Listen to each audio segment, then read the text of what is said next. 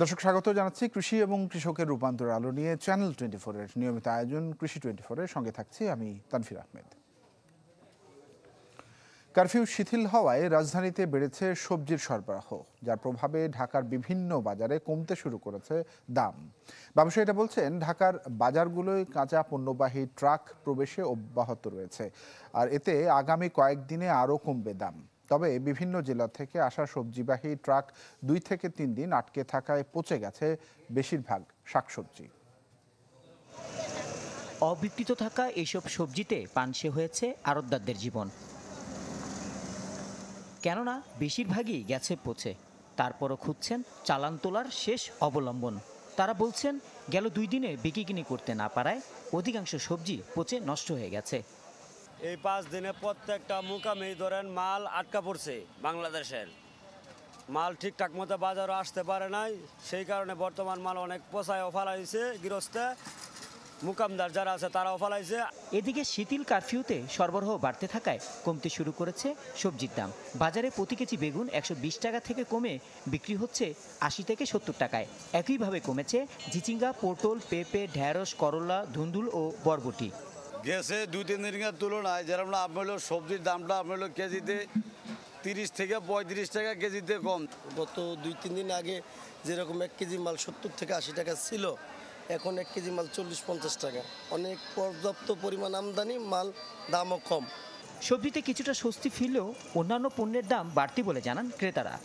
আজকে তুলনামূলক কম গত কয়েকদিনের তুলনায়, বাট অন্যান্য জিনিসগুলোর যেটা দরকার ওগুলোর মোটামুটি দাম আগের মতোই। যদি মাছ মুরগির দামের কথা বলি, ওগুলো মোটামুটি বাড়তি।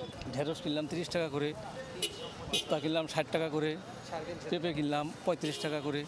5 দিন তো অনেক চড়া দাম ছিল, প্রতিটা সবজি 80 টাকা 100 টাকার কমে কোনো সবজি ছিল না। পরিস্থিতি স্বাভাবিক হলে সরবরাহ আরও বাড়বে বলে মনে করেন সংশ্লিষ্টরা। রহমান ফয়েজ, চ্যানেল 24, ঢাকা। চলমান পরিস্থিতিতে জয়পুরহাটে আশঙ্কাজনক হারে কমে গেছে পাইকারের উপস্থিতি, আর এর ফলে মুরগি নিয়ে বিপাকে পোলট্রি খামারিরা। বিস্তারিত জানাচ্ছেন হারুনুর রশিদ। কোনো শিল্প নেই, আছে শুধু পোলট্রি শিল্প এবং কৃষির উপর নির্ভরশীল এই জেলাটা পোলট্রি শিল্পের মধ্যে সবচেয়ে এখানে সোনালী মুরগি, এই সোনালী মুরগি থেকেই এই জেলার এখানে ব্র্যান্ডিংও করা হয়েছে যে এই সোনালী মুরগি এবং কচুল্লতি জেলার ব্র্যান্ডিং। তো হঠাৎ করে এই যে কারফিউ আসছে, কারফিউর পর থেকেই কিন্তু আবার যে পোলট্রি অনেকটাই ধস নেমে এসেছে। এখানে যারা পোলট্রি ব্যবসায়ী আছেন তারা বলছেন কিন্তু তাদের উৎপাদন যে খরচটা বাড়ছে, কিন্তু সেই হিসাবে তারা পোলট্রির যে মুরগিগুলো আছে বিক্রি করতে পারছেন না। লক্ষ লক্ষ টাকা লস হচ্ছে। মুরগি বেচবো, সে পাইকার পাচ্ছি না। ডিম বেচবো, ডিমের পাইকার নাই। বাচ্চা ফুটাচ্ছি, বাচ্চার দাম কম। চতুর্দিকে লস আমাদের কোম্পানির।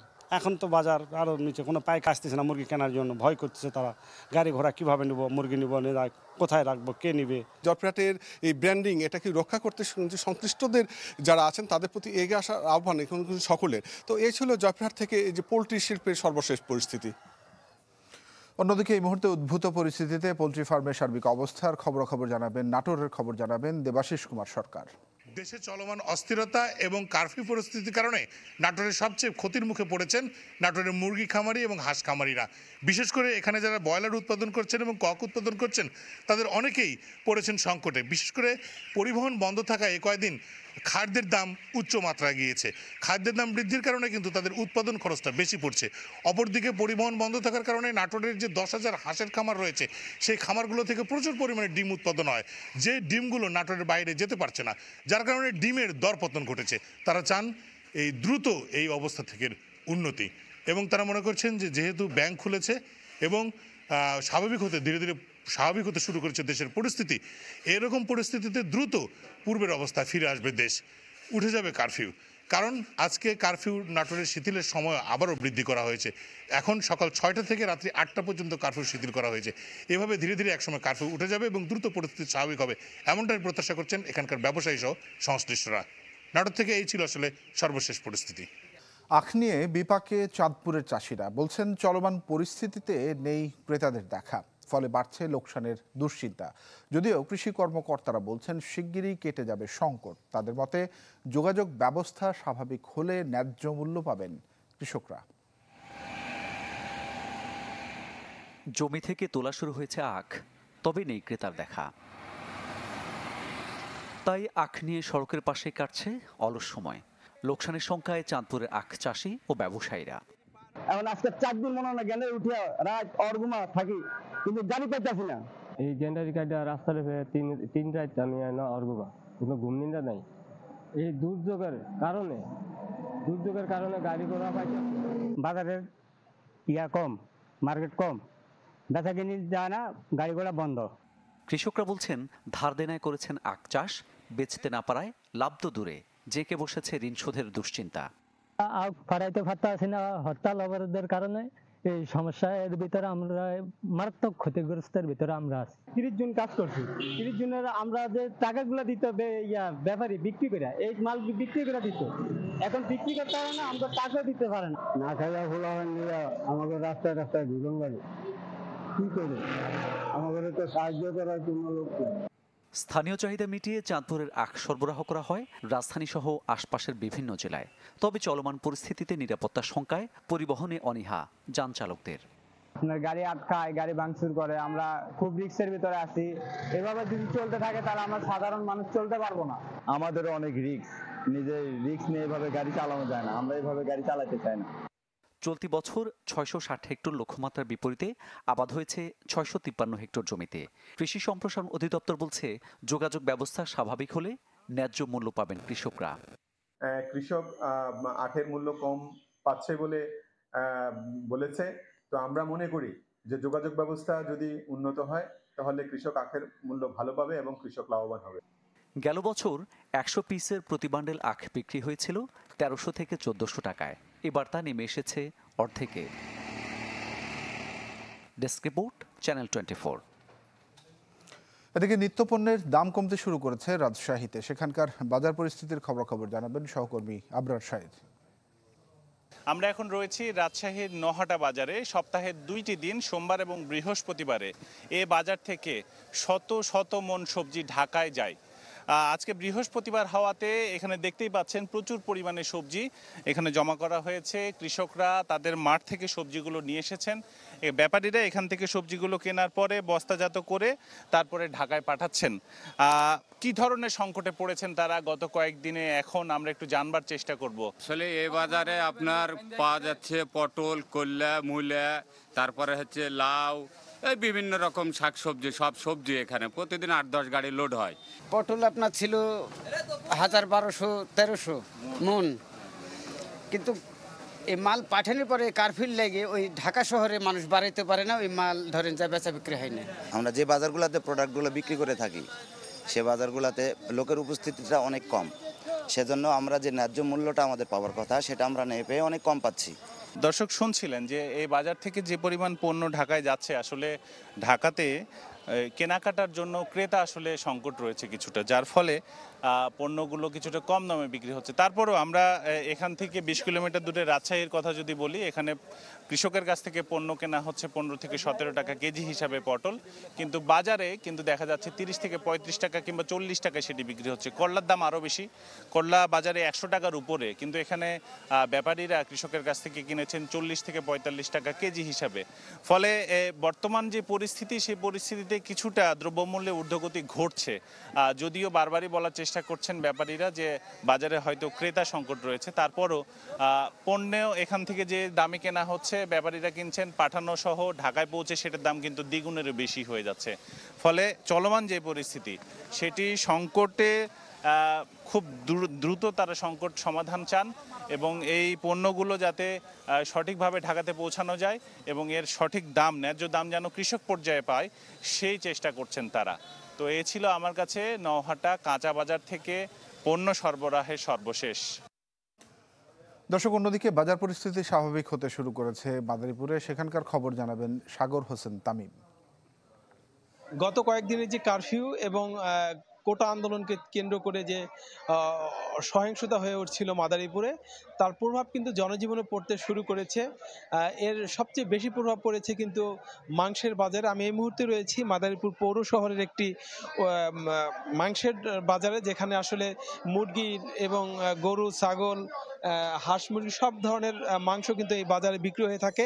আসলে বর্তমানে এই অবস্থায় কিন্তু বিভিন্ন ধরনের মুরগি এবং গরুর বাজারও কিন্তু দামের হেরফের হয়েছে, অর্থাৎ অন্য সময় যে দাম ছিল তার চেয়ে এখন কিন্তু দাম অনেকটা বৃদ্ধি পেয়েছে, অনেকটা কমেছে। যেমন ব্রয়লার বিক্রি হচ্ছে প্রতি কেজি 180 টাকা, যেটি গত সপ্তাহে বিক্রি হয়েছে 200 টাকা। লেয়ার বিক্রি হচ্ছে 380 টাকা, যেটি এখন বিক্রি হচ্ছে 350 টাকা। তবে দাম বেড়েছে কিন্তু সোনালী মুরগির, যেটি আগে বিক্রি হয়েছে 320 টাকা, এখন বিক্রি হচ্ছে 380 টাকা। তবে গরুর মাংসের বাজারে কিন্তু একই অবস্থা রয়েছে, অর্থাৎ গরুর প্রতি কেজি বিক্রি হচ্ছে 700 থেকে 750 টাকা এবং খাসি বিক্রি হচ্ছে 1000 থেকে 1100 টাকা। অর্থাৎ এই কয়েকদিনের কারফিউ এবং এই কোটা আন্দোলনকে কেন্দ্র করে যে সহিংস হয়ে উঠছিল মাদারীপুর, সেটি কিন্তু ক্রমান্বয়ে আসলে দিন দিন স্বাভাবিক হতে শুরু করেছে। তবে ক্রেতারা যেটি দাবি করেছে, যদি বাজার ব্যবস্থাকে সচল রাখতে হয় এবং স্বাভাবিক করতে হয়, তাহলে কিন্তু ভ্রাম্যমাণ আদালতের মাধ্যমে এই বাজার ব্যবস্থাকে ভ্রাম্যমাণ আদালত পরিচালনা করে বাজার ব্যবস্থাকে স্বাভাবিক রাখার জন্য সাধারণ জনগণ দাবি করেছে। তো এই ছিল আমার কাছে মাংসের বাজারের সর্বশেষ অবস্থা। দর্শক, এই পর্যায়ে আমরা বাগেরহাটের সার্বিক বাজার পরিস্থিতির খবর জেনে নিব। আরিফুল ইসলাম জানাবেন সেখানকার খবর। কোটা আন্দোলনকে ঘিরে সারা দেশে যে প্রায় অচল অবস্থা রয়েছে, যে সংকট রয়েছে, তার প্রভাব কিন্তু বাগেরহাটে কমেনি। গতকালকের মতো আজ বৃহস্পতিবারও সকাল 8টা থেকে সন্ধ্যা 6টা পর্যন্ত কারফিউ শিথিল করেছে জেলা প্রশাসন। ইতিমধ্যে কিন্তু প্রায় অচল অবস্থা হয়ে গেছিল এই বাগেরহাট। অন্যান্য জেলার মতো এখানে যেসব নিত্য প্রয়োজনীয় জিনিস আছে, যে সবজি আছে, সেটা কিন্তু সাধারণ মানুষ কিন্তু সেটা তাদের নাগালের অনেকটাই বাইরে ছিল। কারণ তারা যেটা জানিয়েছে যে অনেক সবজি বা অন্যান্য নিত্য প্রয়োজনীয় জিনিস বিভিন্ন জায়গা থেকে না আসার কারণে দাম কিন্তু আসলে বেড়েই চলেছে। সরবরাহ মোটামুটি আছে এবং কিছুটা শিথিল আছে দাম, কিন্তু বাইরে যে মালামালগুলো যেমন পেঁয়াজ, আলু এবং আদা তো মার্কেটে নাই বললেই চলে, সংকটে চলতেছে। 8টা, 8:30, 9টা দিকে দোকানপাট বন্ধ থাকে, মানে টুকটাক আর কি সবকিছু মিলে একটা মানে ক্রাইসিসের ভিতরে আর কি সবকিছু বলতে গেলে এই আর কি। তবে আমি এখানে এসে কথা বলেছি, এখানে যারা বিক্রেতা আছে এবং ক্রেতা আছে, যেহেতু জীবনযাপন এবং সাধারণ মানুষের চলাচল অনেকটা স্বাভাবিক হয়েছে, এই জন্য অনেক সবজি সহ অনেক নিত্য প্রয়োজনীয় দাম কিন্তু কিছুটা হলেও কমেছে। বাগেরহাটবাসী চায় যে এই সংকটময় যে অবস্থা, সেটা বন্ধ হয়ে স্বাভাবিক জীবনযাপন ফিরে আসবে, এটাই সকলের প্রত্যাশা। কারফিউ সহ চলমান পরিস্থিতিতে স্থবির দেশের অন্যতম রপ্তানিমুখী ব্রাহ্মণবাড়িয়ার আখাউড়া স্থলবন্দর। গেল 5 দিনে এই বন্দর দিয়ে ভারতে পণ্য রপ্তানি নেমেছে প্রায় অর্ধেকেরও কম, আর এতে বিপুল আকারে কমেছে রপ্তানি আয়। সীমিত ইন্টারনেট পরিষেবা ও দেশ জুড়ে চলমান পরিস্থিতিতে গেল 5 দিনে অচল অবস্থায় দেশের অন্যতম বৃহৎ আখাউড়া স্থলবন্দরের রপ্তানি বাণিজ্য। স্বাভাবিক সময়ে স্থলবন্দরের যে ইয়ার্ডে দেখা যেত পণ্যবাহী ট্রাক ও পিকআপের ব্যস্ততা, সেখানে এখন কেবলই নীরবতা। স্বাভাবিক সময়ে এ বন্দর দিয়ে প্রায় $2 লাখ মূল্যের হিমায়িত মাছ, রড, সিমেন্ট, ফার্নিচার সহ অন্তত 15 থেকে 20 ধরনের পণ্য ভারতে রপ্তানি হয়ে থাকে। গেল 5 দিনে যা নেমেছে অর্ধেকের চেয়েও কমে। এতে ব্যবসায়ীরা যেমন আর্থিক ক্ষতির সম্মুখীন হচ্ছেন, তেমনি সরকারও হারাচ্ছে রাজস্ব। ব্যবসা একদম স্থবির হয়ে গেছে। আমাদের নেটের কারণে আমরা এখানে বিল ফালাতেও সমস্যা হচ্ছে এবং আমরাও ব্যাংকে লেনদেন করতে পারছি না। বন্দরে অনেকটা লস হইতাছে, একবারই গাড়ি চলে না, শুধু কয়েকটা মাছের গাড়ি যাইতাছে। দ্রুত স্বাভাবিক পরিবেশ ফিরিয়ে আনার দাবি ব্যবসায়ী নেতাদের।